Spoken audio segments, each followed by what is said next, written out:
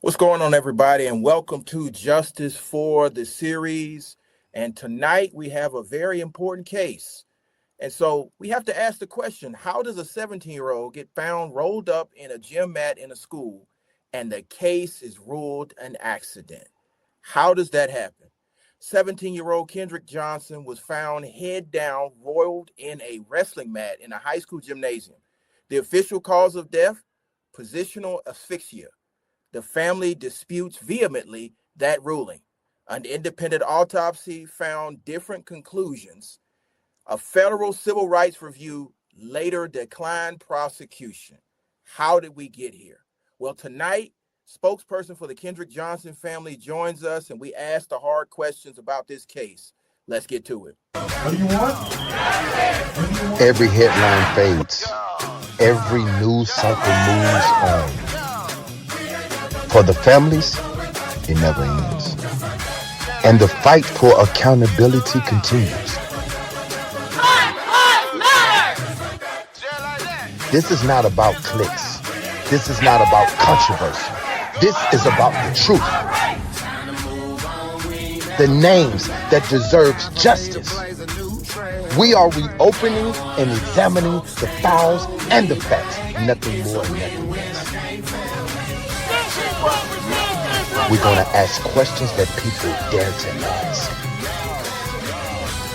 Because justice delayed does not mean justice denied. Don't shoot! Don't shoot! Can't fail me. You don't get it! This is Justice for. Welcome to Justice for the series, where we dive into the difficult cases and ask difficult questions. I'm attorney Gerald Griggs, a justice fighter, and I'm honored to be joined by my co-host, Kiandria Demone. Hi, thank you guys for having me. I appreciate you, Griggs, for bringing us in. So tonight we're talking about Kendrick Johnson. Now, this is one of the cases when it comes to civil rights and social justice that has been heartbreaking for a lot of people and has left a lot of people shook because there's so much debate surrounding this case.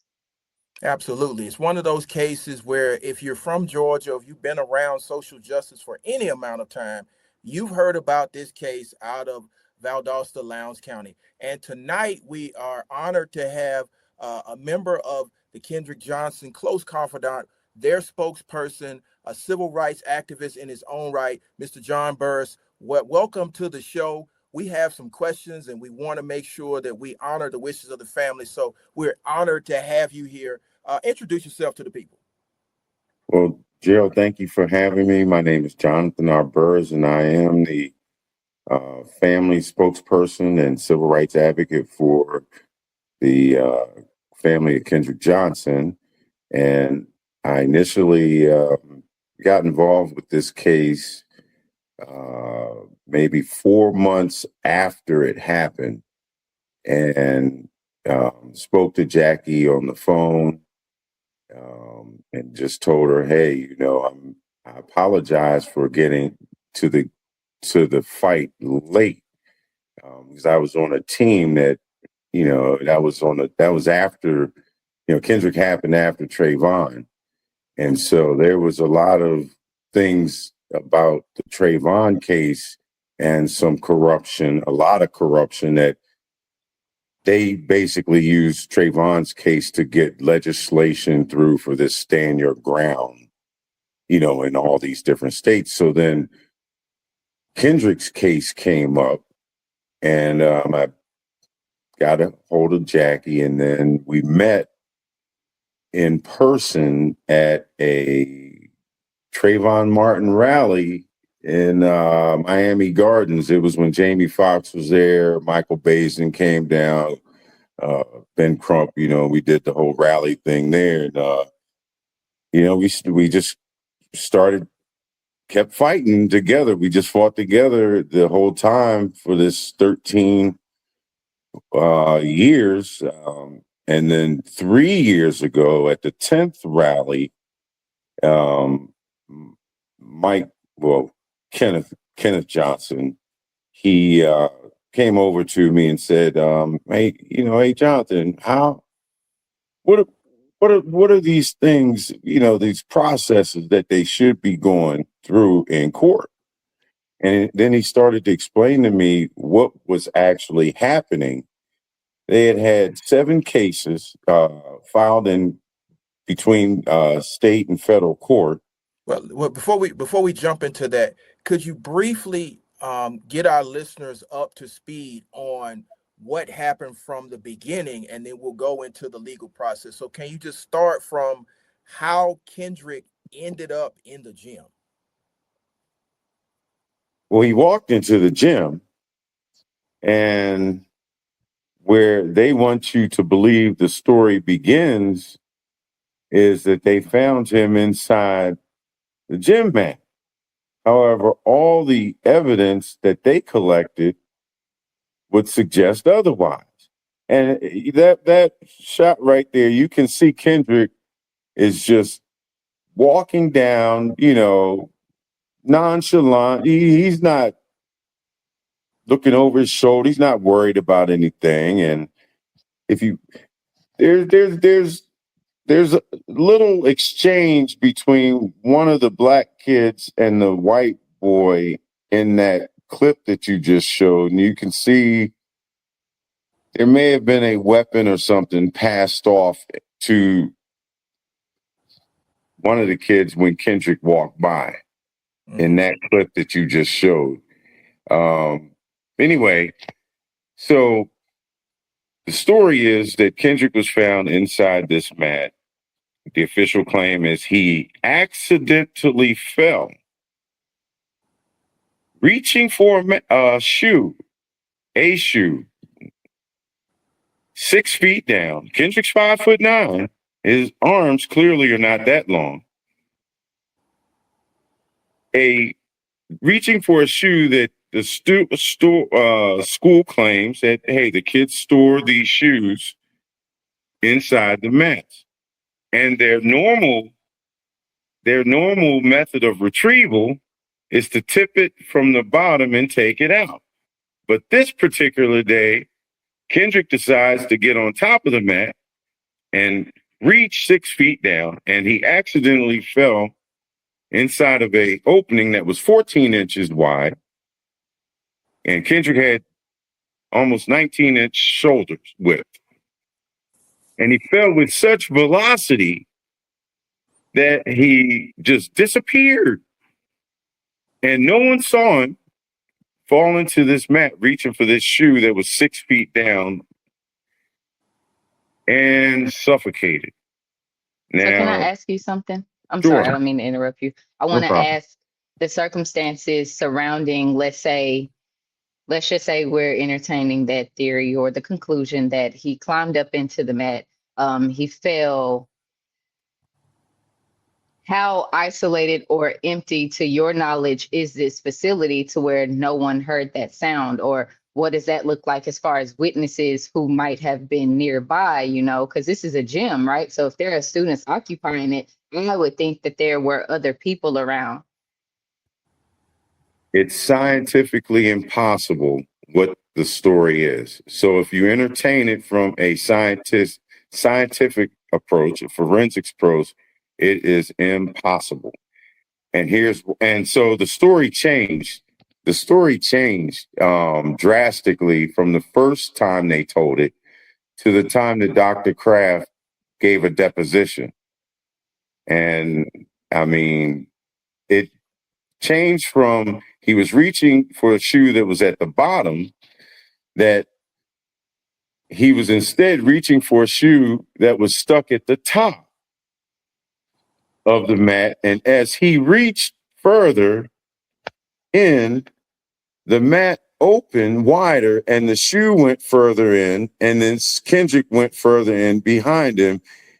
And so she describes a gym mat that's rolled up as concave on the inside, when in reality, those mats have, they put tubes in them when they roll them up, so it's not going to be concave. So the story is scientifically impossible.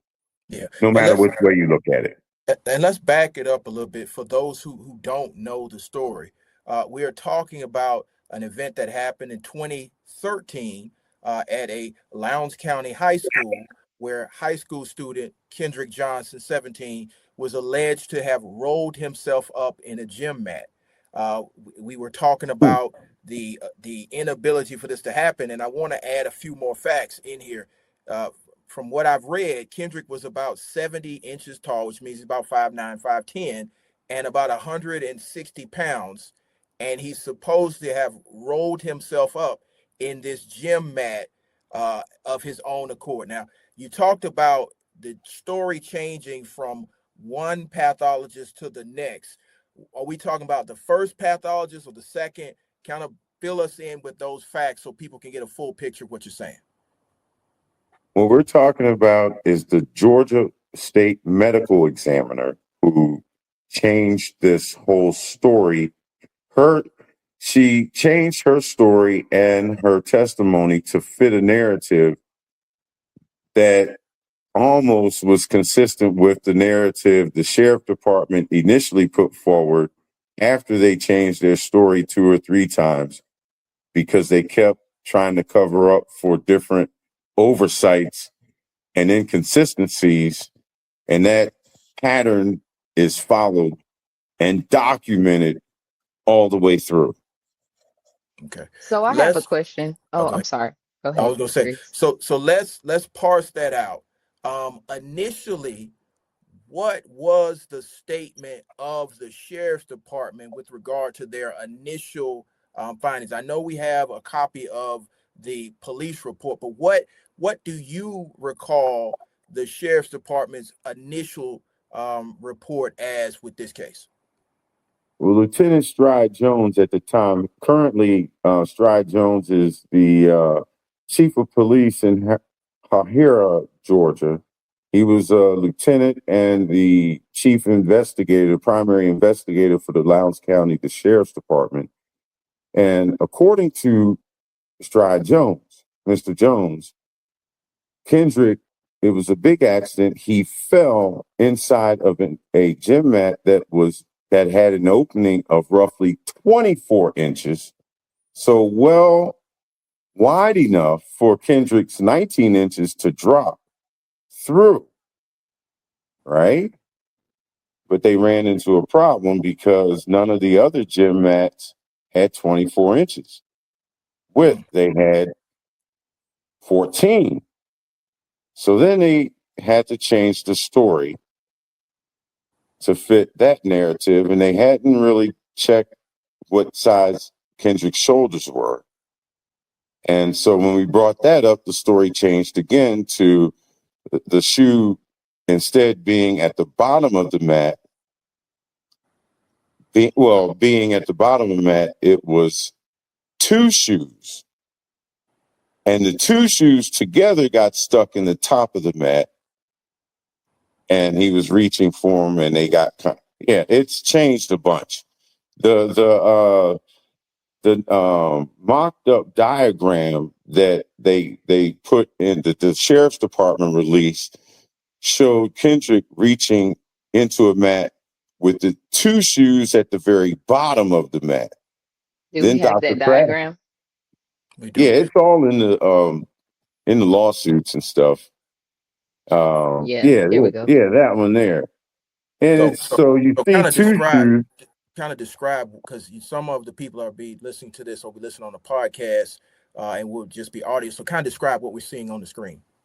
So this is these are mocked up diagrams of how the sheriff's department claimed it happened, that this Kendrick was reaching for this. Now, let me just say this right off the bat. There is no scientific evidence or anything that they collected at the crime scene that would support or even suggest that this is how it happened. Not one thing. And so for all intents purposes, and what we're calling this is a fraudulent diagram. And under Georgia state law, this is a felony because it's changed from multiple times. From when this diagram was made, it was intended to fit Dr. Kraft's 2019 testimony. This diagram was made sometime in 2021 when Sheriff Polk did a second investigation by the Lowndes County Sheriff's Department. And then in 2022, he released the synopsis, the 2022 synopsis of that investigation. And that's when they opened the door for what you see today. Because as you know, in a conspiracy, the statute of limitations runs from the last overt act. Yeah. So let me ask you this, because we're still kind of going into the initial conversation about what the initial story was. I have some questions about, how they even got here. So we saw the surveillance footage of Kendrick walking through the halls at the high school. Was there no surveillance footage inside the gym to show what actually happened? There's absolutely was surveillance in the gym, and a consultant that CNN had hired. They got all of the video surveillance. He, under the Freedom of Information Act request, he is he's a consultant at Quantico. So that's what he does for a living. And he found 1.5 to 2 hours of surveillance just gone. And then there were others. Yeah. The time that Kendrick was last seen. Can I ask you something? Sure. Because I want to make sure, because I know a lot of people like myself, like this was more than 10 years ago. So I was a lot younger when it happened. So I wasn't deep diving into cases like this. So if we can, if you don't mind sharing like these things that you're talking about, like the surveillance footage missing, where if somebody wants to see that or research that themselves, where can they find that now if we don't have that to put up on the screen? You can do a Freedom of Information Act request to the FBI and ask for all of Kendrick Johnson's case files. There's at least 3 case files. And it's interesting you'd ask that point because the only person that they won't send this to, it seems, is the Kendrick Johnson family. And we got around that by having other people do it. And then they got it. And now we have additional incriminating information, and that kind of really points to layers and layers and layers of corruption, and I mean all the way up as far as it goes.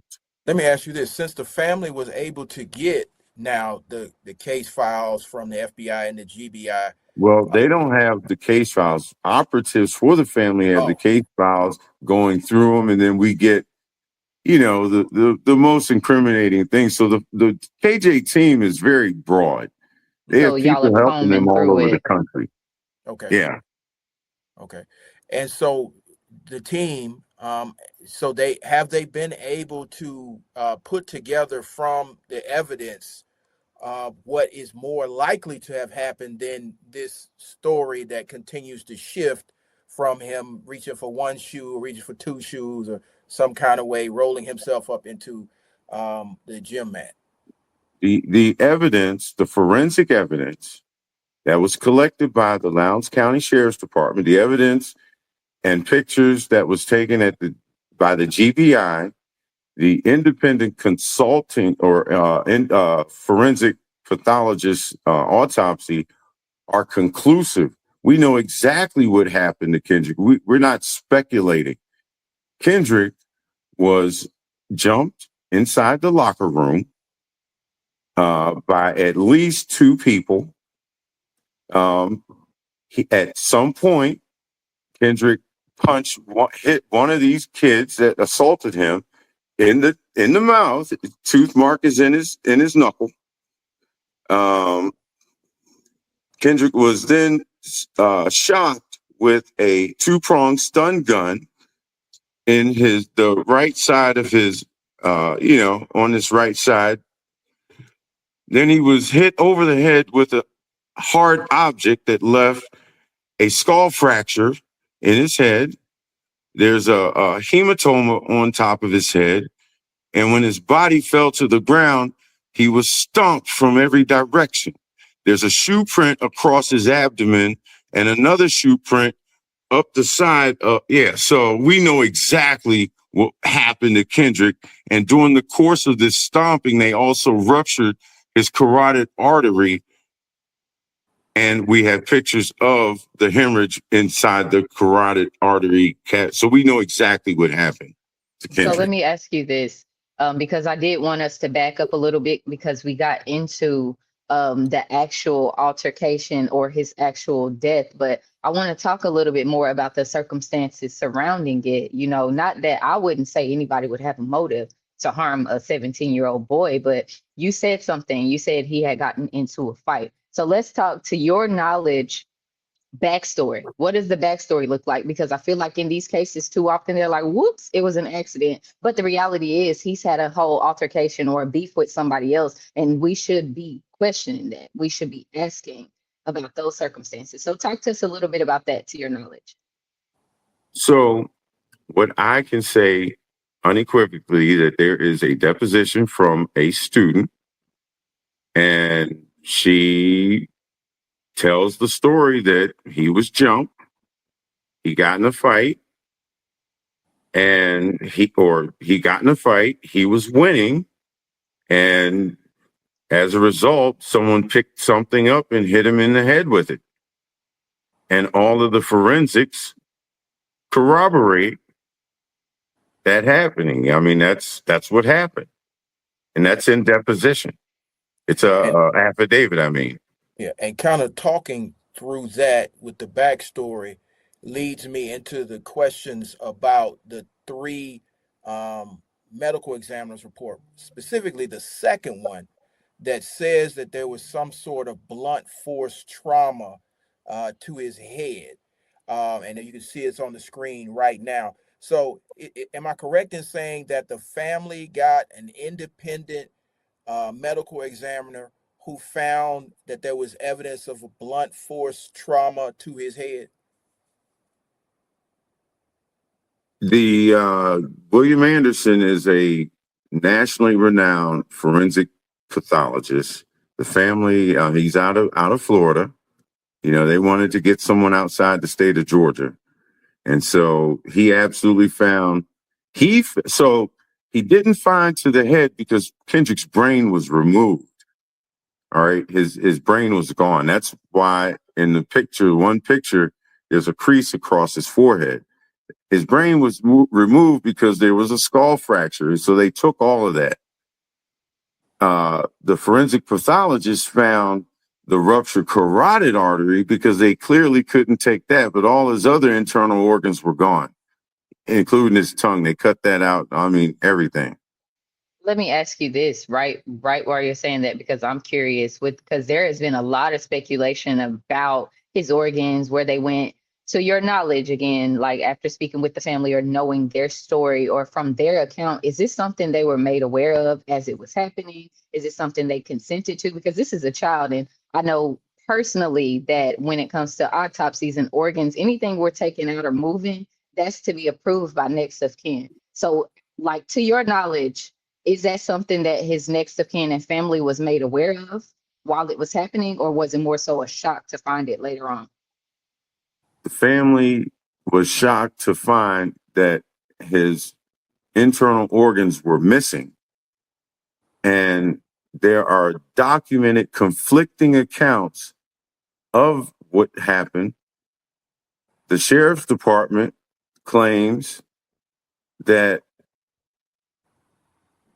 the internal organs were disposed of by the medical examiner because they had advanced decomposition. And the medical examiner says she put the organs back inside Kendrick and sent it with the body, returned it to the family with the body. Now here's the catch. The medical examiner's deposition, where she gave this testimony, was in 2019. The sheriff department made their claim in their 2022 investigation synopsis. So how is it that they investigated and concluded that these organs were disposed of by the medical examiner when the medical examiner had a testimony in place for 3 years that says she sent them back? Let's talk about that. The sheriff did release a statement not only about the organs, but about what led up to this situation where they alleged that Kendrick had rolled himself up in a mat. And of Yeah. course, you alleged that he was beaten and jumped. And that's where we're trying to get to the bottom of what actually happened. But what in fact was it that the sheriff concluded? The sheriff concluded that it was just an accident, a freak accident, that, they had Kendrick and some other student had an altercation on a bus, but it was no big deal. And everyone was in their class and accounted for when Kendrick went missing. And that there were so many federal or government agencies involved that it couldn't possibly be a conspiracy. Gaslighting, that was everything official was gaslighting and covering up. They didn't use all of the evidence and pictures that they took, they didn't report on that evidence. They said just the opposite. And so, kind of going into the evidence, did they ever say that they had statements from anybody or any corroboration of their particular version of events? Because it's kind of curious to me that you say he was the only one in the gym. No, that's not what they said. They said there were other kids in the gym. And so the stories change. Yeah, the other kids were in the gym, and during the course of this, he fell inside this mat, like I said, with such velocity that no one saw him fall. So, and again, the initial story was that the mat opening was 24 inches wide. And that was probably, for their narrative, they were fitting it because someone had placed Kendrick's body in there and rolled it up, and the mat probably was 24 inches wide at that point. You know what I mean? Yeah. So here's the question I have, and I'm sure many of the viewers have. So if there were children or people in the gym, did people actually testify in any of these cases that they saw Kendrick reaching for shoes or toothpaste? None whatsoever. There is nothing. The kids said the exact opposite. And they were hushed.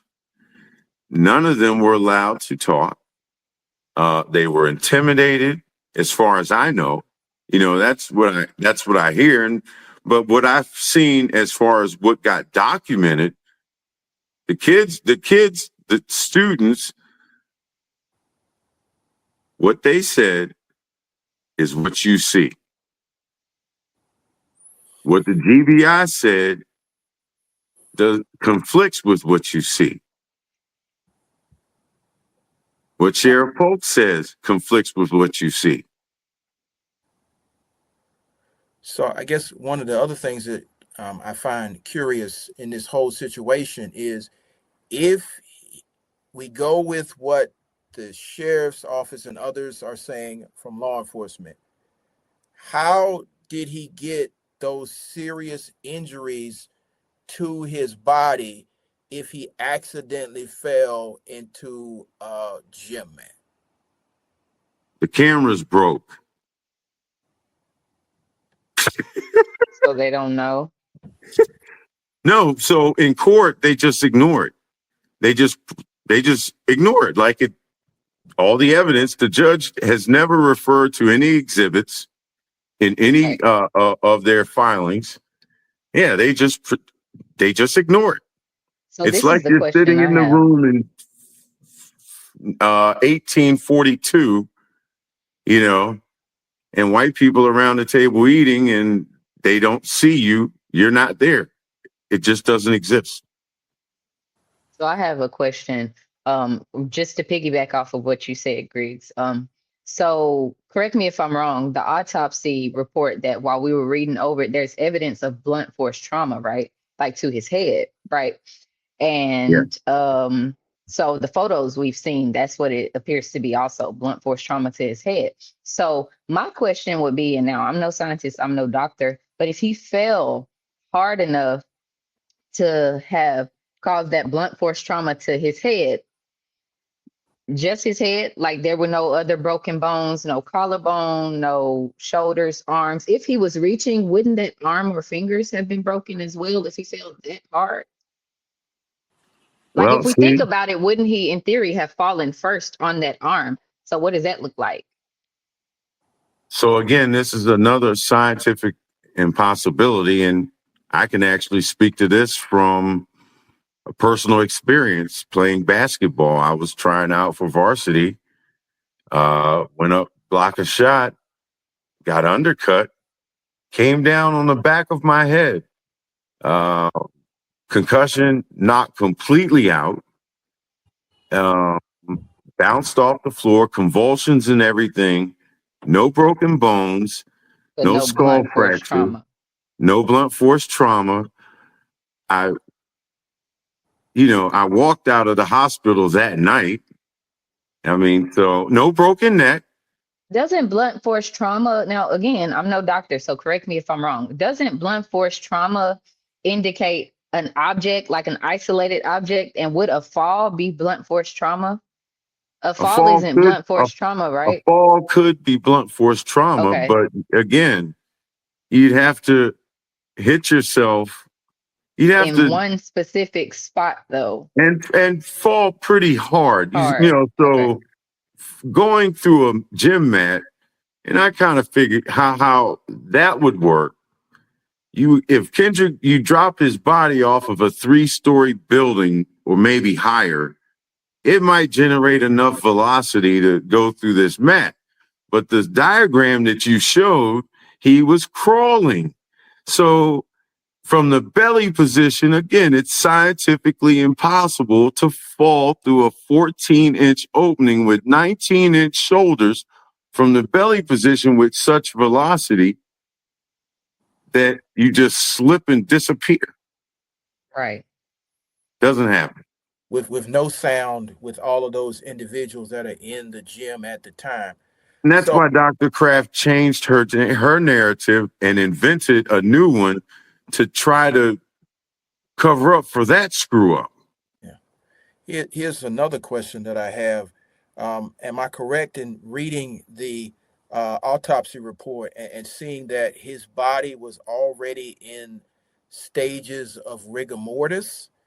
Um, did they ever give a reason why, if this happened and he was found a day later, how he was already in stages of rigor? My understanding is rigor takes at least between 25 to 48 hours to start showing signs. So how did we get there? Dr. Kraft was all over the place in her deposition. And she described, well, she initially says he was in first stage decomposition, which would be expected. But then later on in her autopsy, deposition, she kept saying, well, what you see, you don't see blood. What you see is purge, right? Mm-hmm. Because we all have untrained eyes. And all the other people, first responders, apparently they have untrained eyes too because they saw blood. She sees purge. And there's the problem there. Purge So doesn't explain to happen us in what the purge first is. stage. Purge doesn't happen in the first stage of decomposition. It happens in the second stage of decomposition. Then later on in her testimony, she testified to things that would suggest stage 3 decomposition, but she had testified that he was in first stage decomposition. So she was all over the place. That's how we got there with that. And as far as the way his body looked, well, the reason that his appearance changed unnaturally between the time they took him out of the gym and the time the body was received by the funeral home, according to Mr. Johnson, when he went to see Kendrick and identify the body, and they opened up the cold chamber, warm air came out.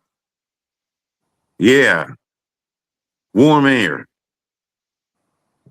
Wait. So when he went to go identify the body at the medical examiners, it's No, his in Valdosta still. This is at the Valdosta GBI crime lab. It hadn't gone to the GBI yet.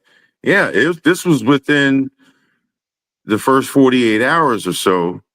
And yeah, warm air came out. So, oh my goodness. So I'm wanting to make sure I'm clear on what's happening here, right? Because if it's what I think it is, what you're saying, but I want to make sure I'm clear. So unnatural decomposition. As in purposefully not preserving the remains for whatever reason. Not just purposely not preserving, escalating, but intentionally speeding it up. Indeed. Oh gosh. That's what that was suggesting. Yeah. So tell me, in theory, let's just say if we are speaking hypothetically, or if we are going to entertain that theory, why would someone do that? Like, what would be the reason, or what would they stand to gain behind speeding up decomposition? Or better yet, let me frame that differently. How would speeding up decomposition affect the case? Well, they could put in writing, well, we got rid of the internal organs because they had advanced decomposition. Okay, gotcha. That would explain why the sheriff said, hey, the medical examiner got rid of these because there was advanced decomposition. But the medical examiner has pictures in her, the pictures that they took at the GBI examination, and it clearly shows the internal organs were not decomposed. They didn't have advanced decomposition. This was a feeble attempt by the sheriff's department and law enforcement to speed up the decomposition of these internal organs, and they couldn't do it fast enough. It didn't work. Because if they had the internal organs, potentially it would have shown the trauma, which would have not been explainable by a fall through a mat. Am I correct? Correct. And Gotcha. and here's another one for you. The GBI examination, there's a autopsy photo with its front open, and clearly there's all types of trauma and damage to this right side of his body where the carotid artery was ruptured. Right through there. It's all down in there and it's visible. And then over here, you can see the rest of his internal organs are in perfect tact. Well, I think we need to ask the question that I know many of the viewers are going to ask. And that is, if all of this is so clearly shown, why was the family not made aware of this? Or if they were, how come they didn't make the public aware of this? Bingo. That's an excellent question. The family was shocked. Well, when Kenneth, Brother Johnson, when he saw Kendrick, he was shocked. And then when they received the body, he was even more shocked because the appearance had even changed drastically. The reason the family wasn't made aware, well, we can speculate why they weren't made aware. What the evidence and everything else would suggest is that it was just pure corruption and a cover-up. It's that simple. So I want to talk a little bit because you've mentioned quite a few times this medical examiner, and you've said how she was all over the place with this or this changed and that changed. And I want to be clear that I've read through a lot of the documents about the case, and so has Griggs, as well as, just our team has gone through them a lot. So I can attest to the fact that when you say we're not speculating, this was all over the place. This was all over the place. So I want to talk a little bit about, because I feel like, me personally, there were some people whose responsibility it was to do an unbiased job, just get their job done. And there were a lot of people who, like you said, were all over the place. There was just some chaos and even some drama surrounding whether it's the medical examiners or whoever was involved. I feel like there are so many people who negatively impacted the outcome of this case. So just to your knowledge, because you've mentioned the medical examiners, if we can just talk about that for a little bit. What would you like to know about the medical examiner's report? So you've mentioned that there were a lot of anomalies in her case. Like, for one, there's multiple medical examiners involved, right? There's two. Okay. So let's talk about, for one, how we got there, because if you're a novice like me into true crime, we might not understand why do we have multiple medical examiners going on. And also this one particular medical examiner, when you say, oh, she changed this, she changed that, I want to know ultimately, like, where did that go and how did that affect the case, her being involved? The case essentially had a predetermined outcome from the start. And all of this shifting is because the stories just don't add up. And when you invent a story, it's going to change as things come out.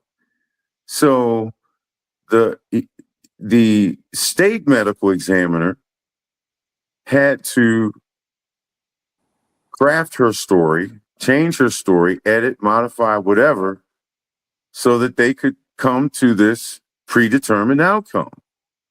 The family, of course, look at their son, and they waited months for this medical examiner's report to come out.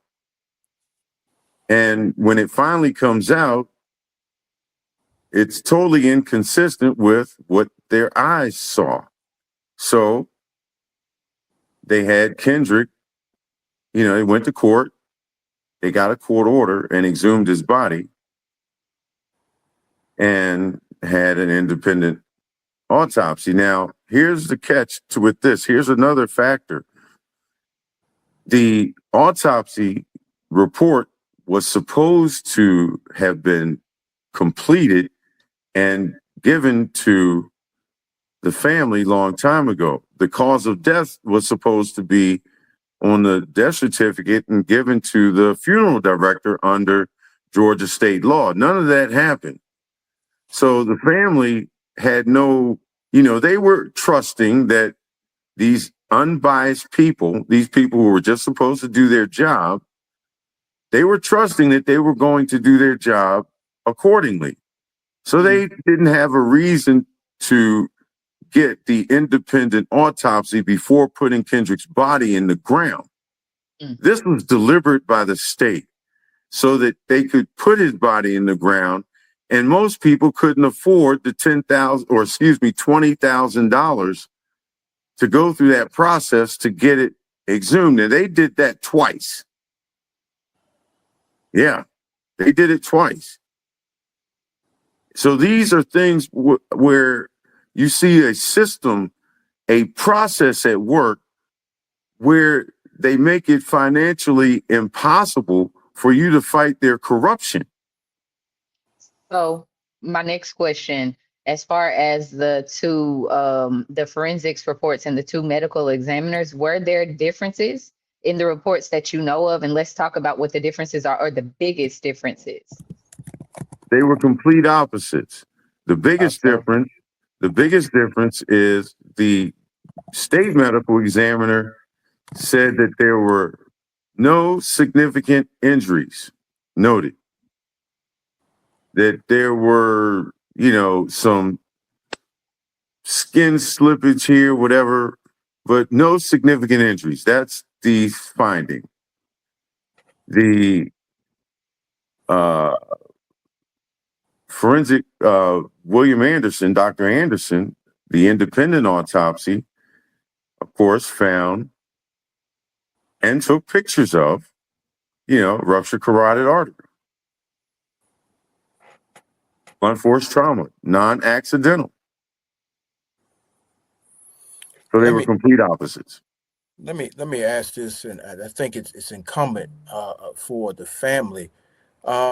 We've talked a lot about the medical investigation. We've talked about what is been reported by law enforcement, and then of course how it's been contradicted. But can you paint a picture up for us of who Kendrick was in life, so that people can kind of get a feel for who the 17-year-old that the family is fighting for, the true nature of what happened to him to come out? Who was Kendrick Johnson? Well, I didn't know Kendrick. I did not know Kendrick personally. But through the family's eyes, through his grandmother's eyes, his parents, his siblings, he was a great athlete, three-sport athlete. Apparently, he had the grades to play.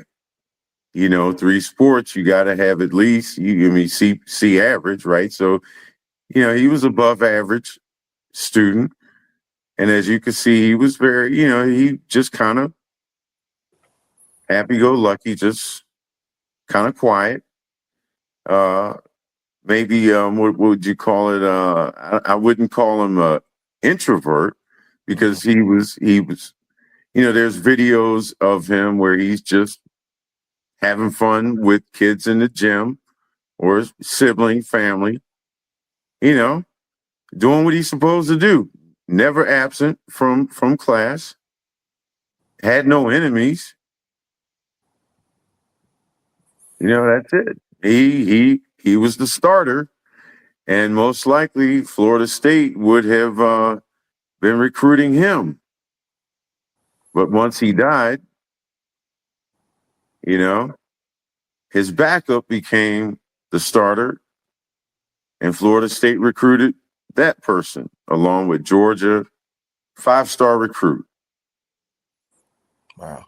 And so, because of the outcry by the family, this case garnered national attention and still garners the attention of a large majority of the African American community and allies of the African American community.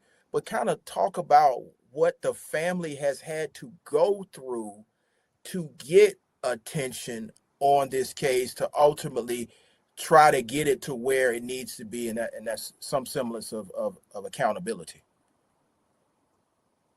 They've had to go to hell and back a couple of times. It's affected them physically, mentally, every aspect of their lives. What they've had to go through to get it to where it is today, we've had to, wake it up from the dead, in essence. After we got the pictures of the stun gun, once we saw that, well, we got foul play. We already know what the facial pictures are.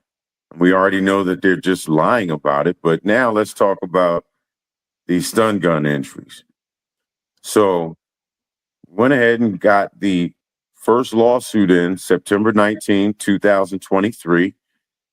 Prior to that, the family and myself, we spent the entire summer in 2023 trying to find an attorney to take the case. Could not find one in the entire state of Georgia, and we could not find one who was licensed in the state of Georgia and may live in Georgia or Alabama or Florida. And each and every one came up with some type of an excuse, everything from, now these are people who attorneys who advertise themselves as civil rights attorneys. Every excuse from, I don't think I have the skills to do this, to take this case, to one of Georgia's alleged or so-called up-and-coming stars. Oh, I did my due diligence, and this case has been litigated to the ends of the earth, and a judge is going to throw this out and laugh you out the courtroom kind of thing.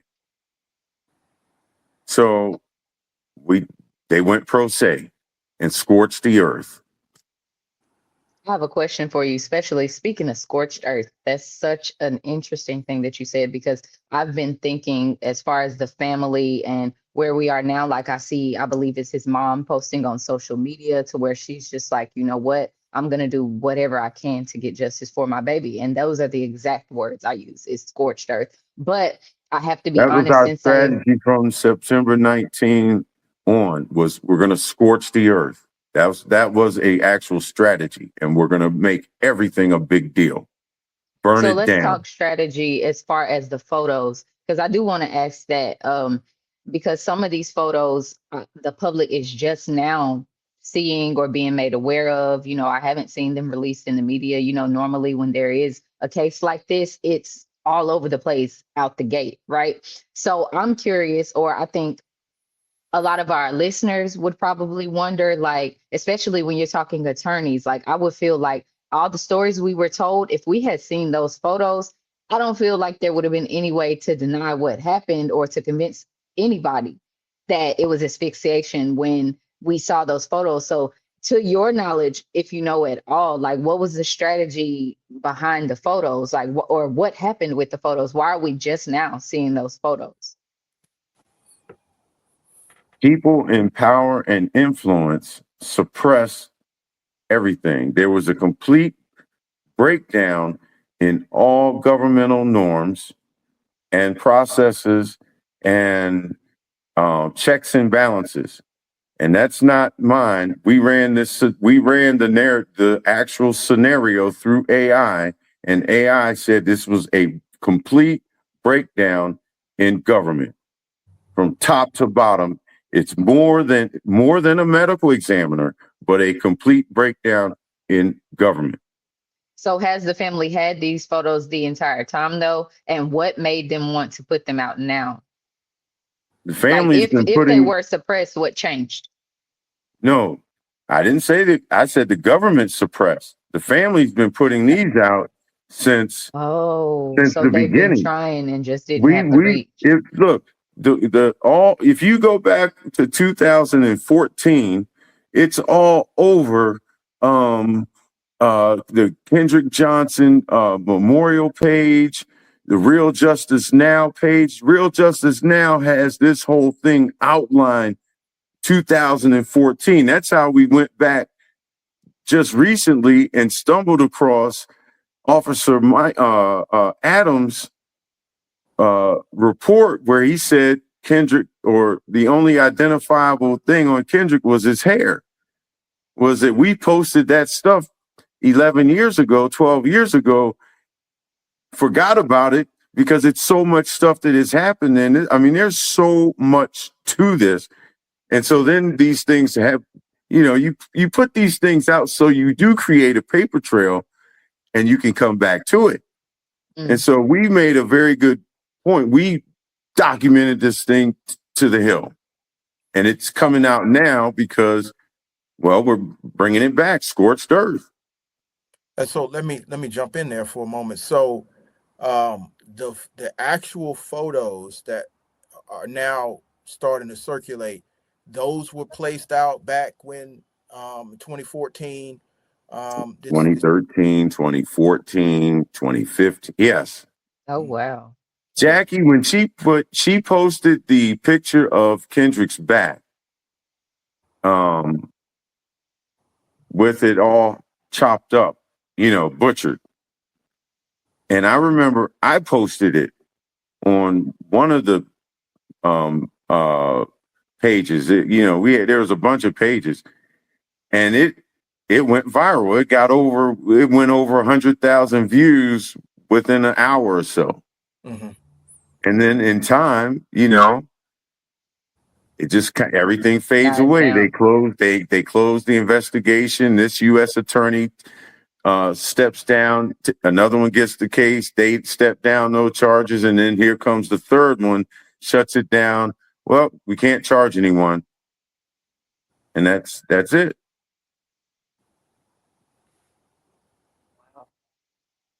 So I think this is a good segue to ask you, because you said, you put it out, things fizzle down, you guys are still fighting, you're going scorched earth. So here we like, here we like to say that it's never too late for justice. Even justice delayed is still justice, right? So with you being involved and you being an advocate for the family, do you still feel at this point that there is an option to get justice for his family? And what does that look like? Like, what are next steps?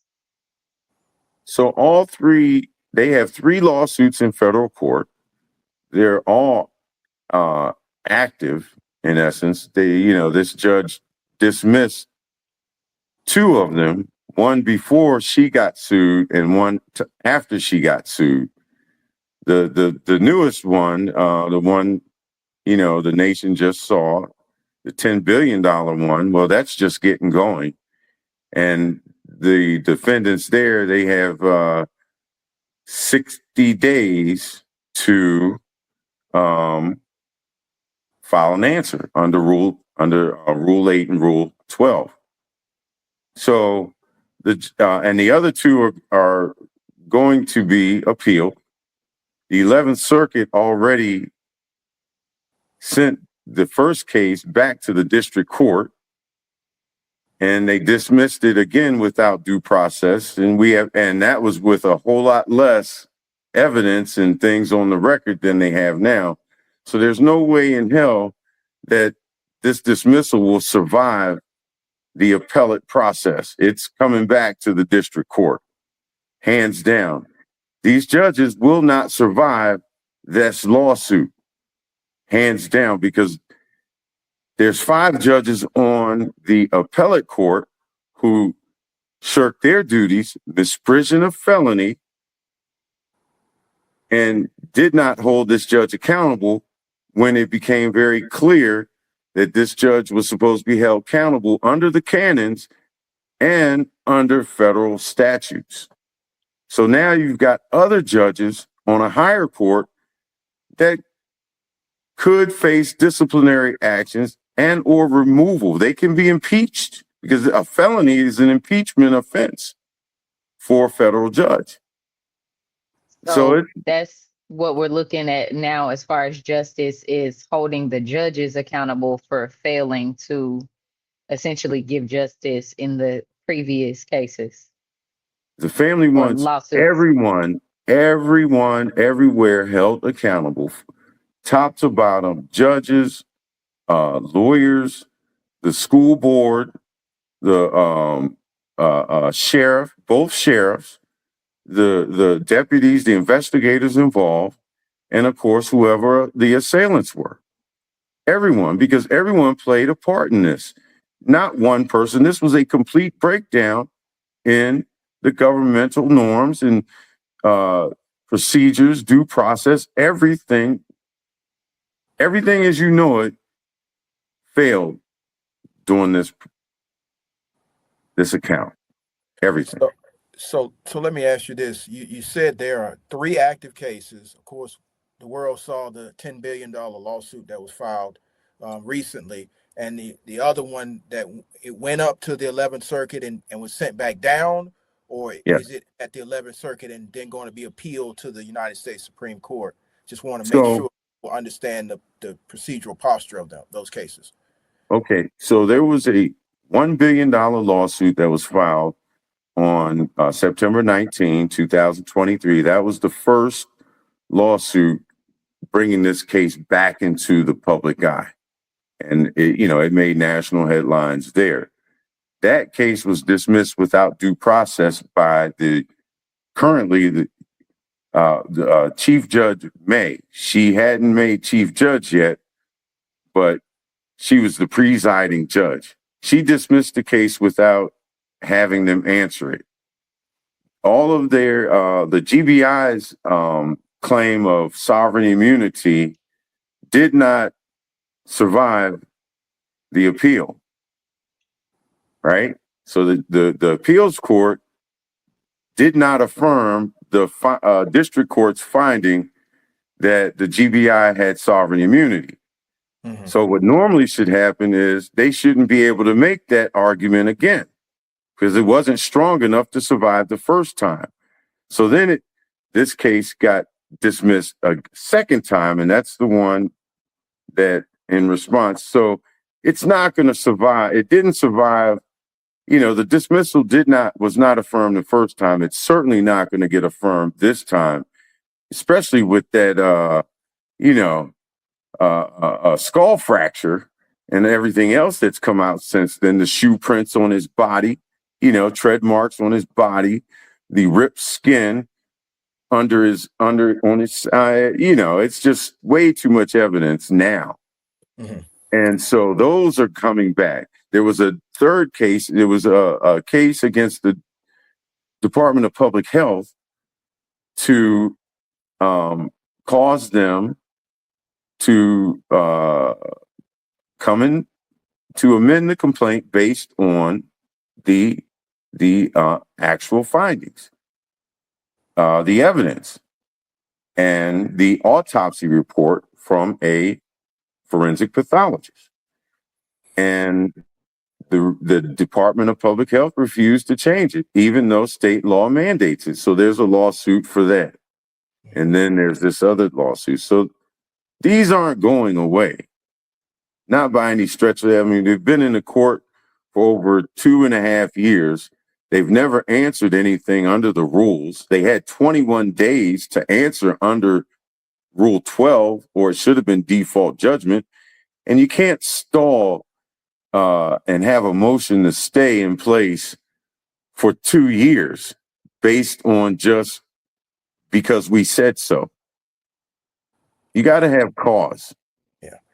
And so, with those actions still pending legally, how can non-lawyers and citizens who've heard this story uh, get involved to assist in amplifying and hopefully getting it to a point where, because from my understanding of the procedural posture, this case has never been tried in front of a jury where these facts could be presented. So how can regular ordinary citizens get engaged to hopefully get that to that point? The best way right now, where it is right now, with the U.S. Attorney General involved, call the Department of Justice, send emails, text message, contact them, and demand a special prosecutor. Have call President Trump and have him ask, demand, request that he appoint a special prosecutor to investigate. But the case, it has to be opened criminally. None of this is the true justice is going to come when they have a full and fair investigation, and when the Johnsons have full and fair opportunity to litigate. They have special prosecutors and different resources available to them that could get to the bottom of this overnight. Chief Judge John T. Folks Jr. down in Tennessee is arguably one of the best prosecutors this country has ever known. And if they appoint him, he's down in the South his whole life. He knows how to move down there. He's gotten convictions on the biggest cases that the federal government, state, and district attorney levels, he'll get to the bottom of it. You just got to have the process started by the people that can do it. And that today, that's the Attorney General and the President. Blow up the phone lines.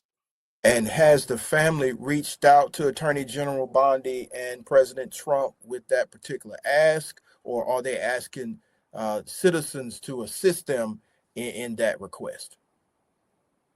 We've done both. Well, we've done both in the past, not with President Trump, with President Biden. We've had the public push. During the President Obama, supposedly Eric Holder was giving him weekly updates, which is why it makes it hard for me to believe that someone very high up in that organization, that administration, was not agreeable to this. I totally believe someone very high in the Obama administration was agreeable, possibly the president himself.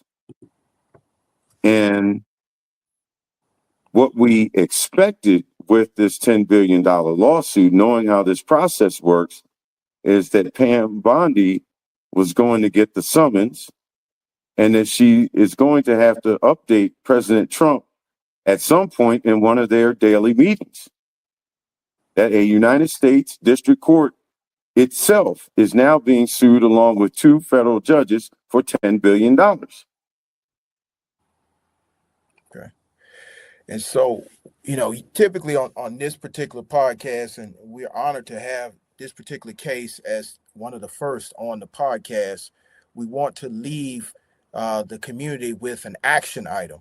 And so am I correct in saying that the action item here should be to reach out to the Justice Department, specifically the Attorney General herself and the current sitting President of the United States, to demand that the case be reopened and prosecuted? Or that is absolutely correct. Okay. Well, could you absolutely make that call to the listeners? I know they're listening, and this is the whole purpose of the podcast, to give families that platform to make that ask and hopefully secure justice.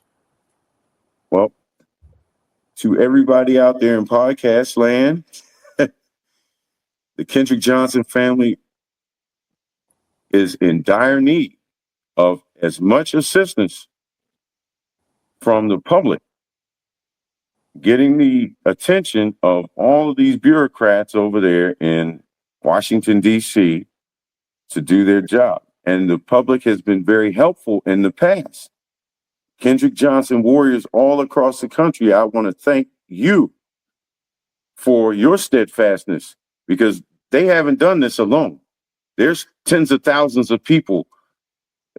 I'll even go out and say over hundreds of thousands all across this country. And whenever the Johnsons need them and call on them, they answer. And so to anyone who hasn't been involved with any of those actions, we need your help too. Everyone's voice needs to be heard. And this whole thing has been about giving the Johnsons a voice, because their voice was taken from them. That can happen to any of us. It can happen to you. It can happen to me. It's very simple for them to do this. You see how they've done this. So these calls are very important. And now that everyone's attention is on this, it's more important now than ever to make this push and scorch the earth, shut down the phone lines. Let's shut down the phone lines. Let's shut them down. Well, I thank you for coming on to the podcast, and I echo the call. This is one of those cases where we're going to need every single member who's been fighting for justice for Kendrick Johnson for years to make that call. And we know that the Attorney General is listening, and that we're hopeful that she will heed the call of this family, because it's going to take the federal government to step in for this situation. Absolutely. Resolved the appropriate way. Kiandria, do you have any last words or parting thoughts on this particular case and how we can continue to help to amplify it? I want to continue to encourage people to remember who he was, that he was a person, he was an athlete, he was a child, not just somebody's child, he was a literal minor. And I want to encourage us to continue to think about these cases, not just a case, but as humans. He was a person. There's so much chaos going on in the world right now that I think eventually some of these people, they become a headline, they become a title, they become a hashtag, they become a clip, they become buzzwords. And I want us to make sure we're not doing that. I want us to make sure we are seeing him as a human, because we have to fight for each other as humans. I'm a mom, I have a Black son. And that's why it touches me the way it does, because it, like you said, it can happen to any of us. So my ask would be, of course, we want to be active. Of course, we want to fight. We want to continue to fight because it's never too late for justice. But I want us to remember that we are fighting for a person. We're not just fighting the system. This is not a football game. We're fighting for a person. We are fighting for a family who needs justice, and we are fighting for somebody's child. And so I just want to again thank Jonathan Burris for coming on to the show to amplify the call for justice for Kendrick Johnson. I want to thank everybody that's tuned in. And I want to make sure that you like, follow, and subscribe so that we can get justice for each and every one of these families. But most importantly, for the Kendrick Johnson family, we want you to reach out to the Attorney General. We want you to reach out to the current President of the United States and demand justice for Kendrick Johnson, because this is important. This could happen to anyone. A 17-year-old lost his life, and now we are dealing with the ramifications of justice not fulfilled. And so I want to make sure you guys understand that the purpose of this platform is to amplify the call of families. This family is speaking out. This family is calling on your assistance, and we know that you can be of assistance and get justice. So we want to thank you, and we're going to toss it out. Justice for Kendrick Johnson. What do you want? Every headline fades. Every news cycle moves on. For the families, it never ends. And the fight for accountability continues. This is not about clicks. This is not about controversy. This is about the truth. The names that deserves justice. We are reopening and examining the files and the facts. Nothing more and nothing less. We're going to ask questions that people dare to ask. Because justice delayed does not mean justice denied. Don't shoot! Don't shoot! Can't fail me. You don't get it! This is Justice for